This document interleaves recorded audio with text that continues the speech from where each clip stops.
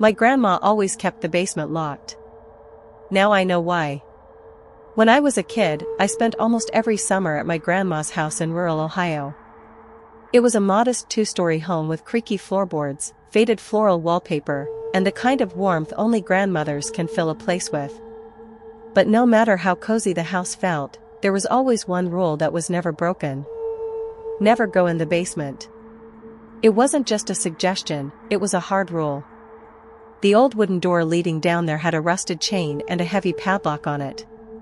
No one ever questioned it. Not my mom, not my uncle, not even the repairman who came around once in a while. One time, when I was about 9, I asked her why. She simply said, "Some doors are meant to stay closed, sweetheart." That was all. No explanation. No spooky story. Just a tight-lipped, gentle warning that sounded more like a fact than a threat. Years went by, and eventually, I stopped asking. Fast forward to this summer. Grandma passed away last November. Peacefully, in her sleep. We all took it hard, especially my mom, who'd been really close with her. But after the funeral, the house sat empty. Until now. Mom asked me if I'd go stay there for a few weeks while we figured out what to do with the property. I'm in college, on summer break, and figured the peace and quiet would do me good. Maybe even help me focus on my thesis. So I said yes. The house hadn't changed much. Same couch, same strange humming fridge, same grandfather clock in the hallway that never worked but still ticked when no one was near it. And of course, the basement door was still locked. Except now, I had the keys. It didn't take long for the place to start feeling weird. Not haunted, exactly. But I'd be lying if I said I wasn't getting creeped out. Lights flickered sometimes, the old radio in the kitchen would randomly turn on to static, and I kept hearing thumps at night, like footsteps, but coming from underneath. Underneath me. From the basement. I tried to brush it off. Old house. Drafts.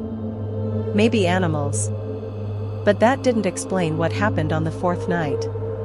I was reading in bed when I heard the unmistakable sound of the basement chain rattling. I froze. Then it happened again. Not just the chain this time, the doorknob turned. I got up, heart pounding, and tiptoed toward the hallway. The air was ice cold near the basement door. That made no sense, it was the middle of July. I waited. No more sounds. But something in me had changed. I needed to know what was down there.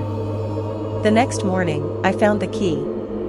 It was buried in a small wooden box in Grandma's nightstand, underneath old church bulletins and a rosary. It was heavier than I expected, and cold to the touch. I stared at it for a long time. And then, around dusk, I unlocked the basement. The door creaked open like it hadn't been used in decades. The air was thick, dusty, and cold enough to make my breath fog. I clicked on the flashlight on my phone and stepped onto the stairs. There were 13 of them. I counted. At the bottom, the concrete floor was slick with moisture. Cobwebs clung to the ceiling beams like they'd never been disturbed. But what struck me most was how clean it was. There were no boxes, no old furniture, nothing you'd expect in a basement. Just empty space. And a single door in the far corner. A door within the basement. Wooden. Old.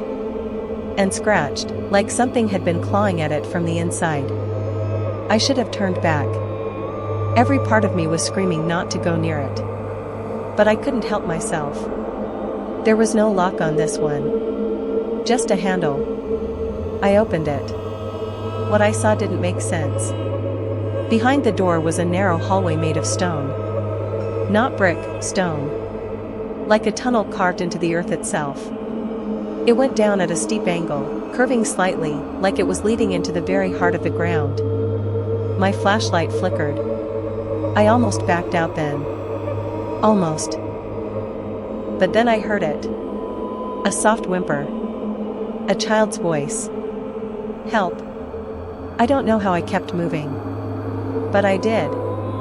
I walked down that tunnel, the air getting colder with every step, the stone getting darker and slicker. The whimpering grew louder, and soon, I could make out words.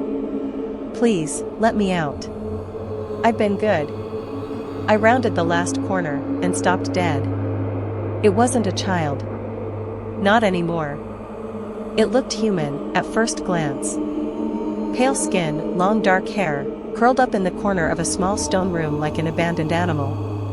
But then it looked up at me. Its eyes were all wrong. Black, deep, and full of something ancient.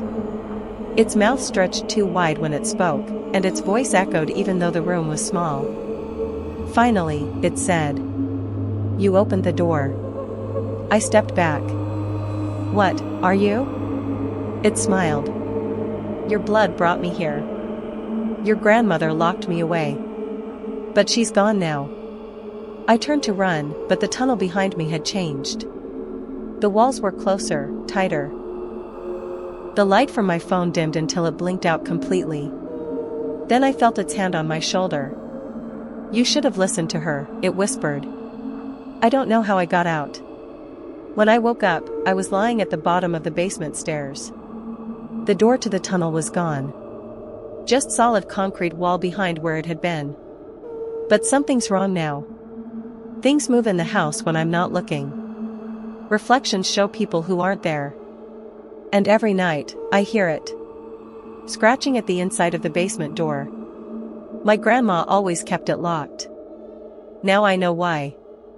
And I don't know how much longer I can keep it closed.